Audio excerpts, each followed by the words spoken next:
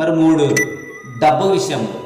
డబ్బు గురించి ఆలోచిస్తే చాలామంది పురుషులు ప్రభు సన్నిధికి ఎందుకు రారంటే డబ్బుని కూడబెట్టుకోవాలి, డబ్బు సంపాదించాలని ఈ పరుగులు తీస్తున్నారు తప్ప ప్రభు సన్నిధికి మాత్రం రారు. ఎందుకంటే ఒక పురుషుడు కొంత డబ్బు వెనక్కి వేశాడంటే ఆ డబ్బుని ఎలా కూడబెట్టాలి, ఆ డబ్బుతో పాటు మరింత డబ్బుని ఎలా కూర్చుకోవాలని ఆలోచిస్తుంటాడే తప్ప ప్రభు సన్నిధికి రాడు. నేను మారాలి, ప్రభు సన్నిధికి రావాలి, ఇంత డబ్బు సంపాదిస్తున్నానంటే కారణము దేవుడు మంచి ఆయుష్ని ఆరోగ్యాన్ని ఇచ్చాడు కాబట్టి నేను ఇంత డబ్బు సంపాదించగలుగుతున్నాను కాబట్టి నేను ప్రభు సన్నిధికి వెళ్ళి కృతజ్ఞతలు స్తుతులు చెల్లించాలని ఏ పురుషుడు అనుకోడు. కాబట్టి ఇలాంటి బ్యాడ్ అలవాట్లు, ఇలాంటి వ్యసనాలకి పడ్డ వ్యక్తులు, పురుషులు మీ భర్తలో మారరు, ప్రభు సన్నిధికి రారు.